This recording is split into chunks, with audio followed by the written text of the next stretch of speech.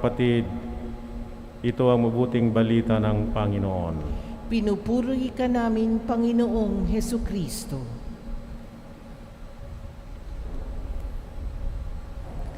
Bukas po ay ating ipagdiriwang ang tinatawag na National Bible Sunday. Ang kapistahang ito ay binibigyang diin ang kahalagahan ng salita ng Diyos. Kaya nga po sa ating ebanghelyo, napakinggan po kung paano tinawag ng ating Panginoon Jesucristo ang kanyang mga unang disipulo na naging kanyang mga apostoles, sapagkat ang Panginoong Jesucristo ay kailangan niya ng katulong o kasama, kasapi sa pagpapahayag ng salita ng Diyos, ang magandang balita. Sa ating misa, meron pong dalawang mahalagang bahagi. Ito po ang tinatawag na hapag ng salita ng Diyos, Table of the Word, and Table of the Holy Eucharist. Sapagkat naniniwala po tayo na God is present in His Word and God is also present in the Holy Eucharist. Tayo po'y pinapakain.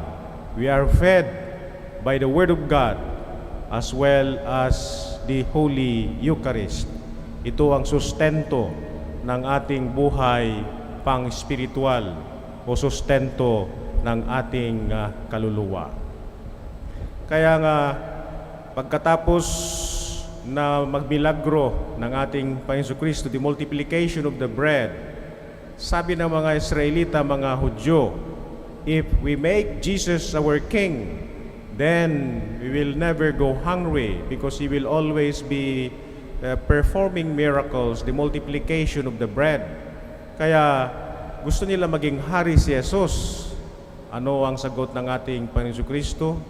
Man does not live on bread alone, but by every word that comes from the mouth of God. Meron pong kapangyarihan ang salita ng Diyos, sapagkat yung pangalawang persona ng Santissima Trinidad ay tinatawag na the Word, ang salita. In the beginning was the Word, and the Word was with God. In Him and through Him all things were made, and He holds all creation together in Himself. So ang salita ng Diyos ay may kapangyarihan. Ang salita, the Word, became flesh, naging tao, nakisalamuha, nakipamuhay sa atin, si Jesucristo. At nung siya'y paakyat na sa langit, sabi niya, I'm going back to the Father. In my Father's house there are many mansions. If it were not so, I would not have told you. Sabi ni Pedro, paano kami makarating doon, Panginoon? We do not know the way.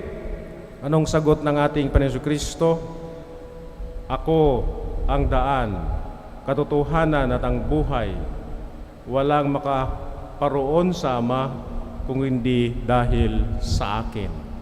So ang salita ng Diyos, ang siyang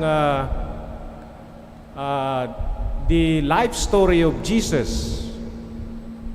Doon nakalahad kung paano namuhay ang ating Panginoon Jesucristo. At sa pakikinig natin ng salita ng Diyos, nagkakaroon tayo ng gabay, ilaw sa ating buhay pang-spiritual, sa ating buhay bilang tunay na tagasunod at binyagan mga Kristiyano. Kaya nga sinasabi ni Saint Jerome, ignorance of the Scripture is ignorance of God. Kapag hindi mo man lamang binuklat ang salita ng Diyos, ang Biblia, at hindi ka nakikinig sa salita ng Diyos, hindi mo kilala ang Diyos, sapagkat ang Biblia ay doon nakalahad ang buhay ng ating Panginoong Jesucristo. Dito po sa ating unang pagbasa, nakalahad po dito na ang salita ng Diyos ay merong kakayahan, merong kapangyarihan, sapagkat ginamit po ni Propeta Jonas ang salita ng Diyos upang ang mga taga Ninive ay magbagong buhay. At sila nga ay tumugon sa tawag ni Propeta Jonas na sila ay magbabago. So the Word of God is powerful sapagkat ito ay nanggagaling sa Diyos, and God is present in His Word. Kaya nga even when Jesus was tempted in the desert, ano ang ginamit niya to fight the devil? He fought the devil with the Word of God. Ang salita ng Diyos ang siyang parang mapa.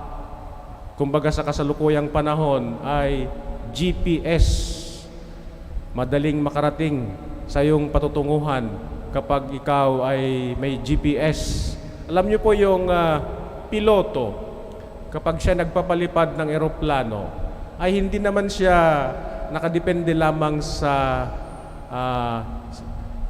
mata or sight.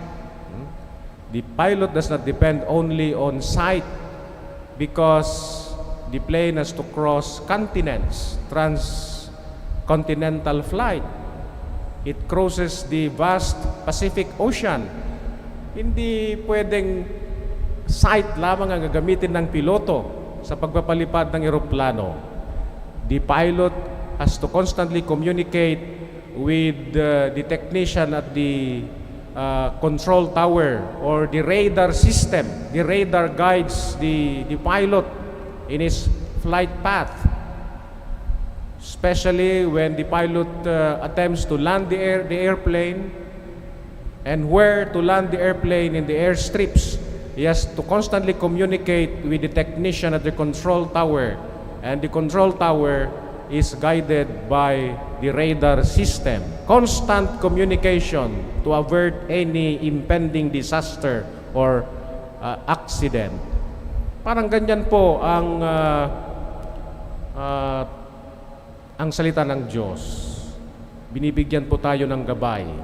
Binibigyan po tayo ng ilaw sa ating daan upang tayo magiging totoo at mabuting Kristiyano, lalong-lalo na sa ating pakikisalamuha sa kapwa.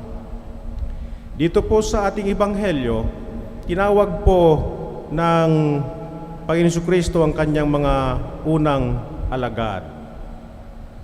Tayo po ay pinalalahanan na tayo mga binyagan ay dapat din tayong tumulong sa paghahasik ng salita ng Diyos.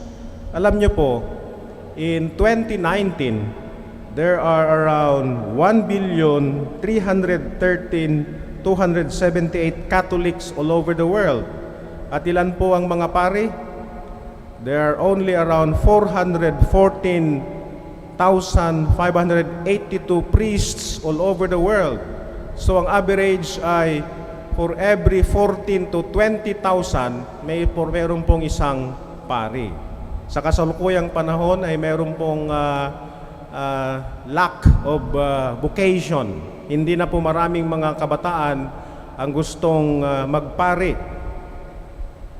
At sinasabi ng mga magulang sa kanilang mga anak, "Anak, bakit ka magpapari? Hindi ka naman kikita dyan. At hindi ka magkakapera dyan sa pagpapari. Maging doktor ka, o abogado, o engineer, at magkakaroon ka ng karir. Dyan sa pagpapari, wala kang pera. But in the priesthood, you are not developing a career. It is a vocation." Kaya nga sinasabi ng Skriptura o sinasabi ni Jesus, "You have not chosen me. I have called you. You did not choose me, but I have chosen you.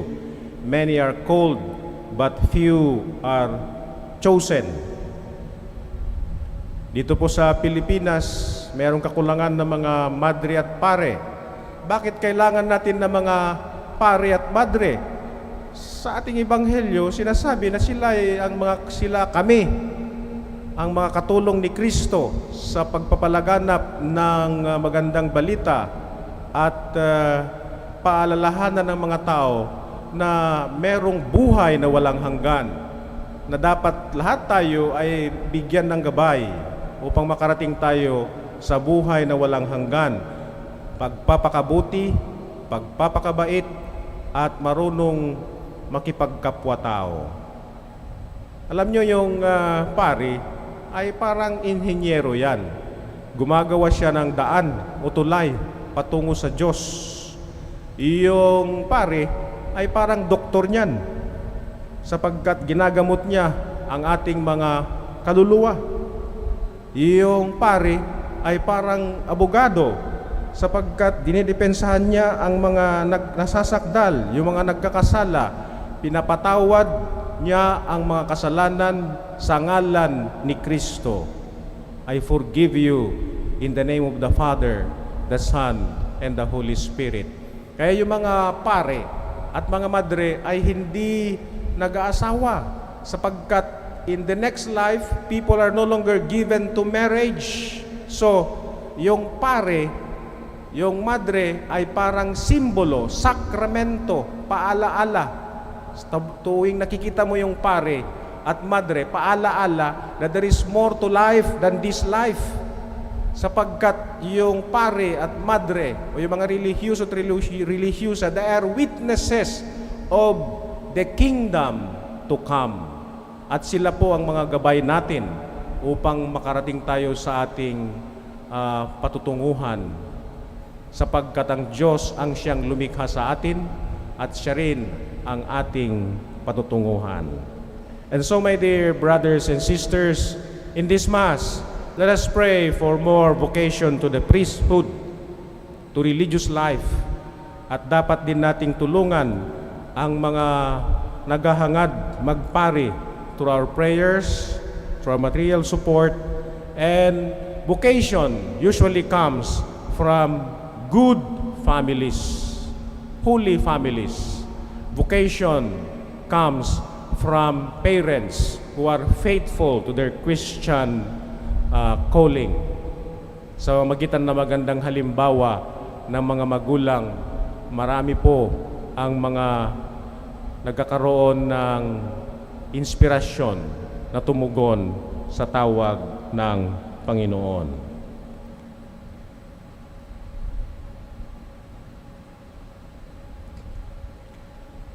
Magsitayo po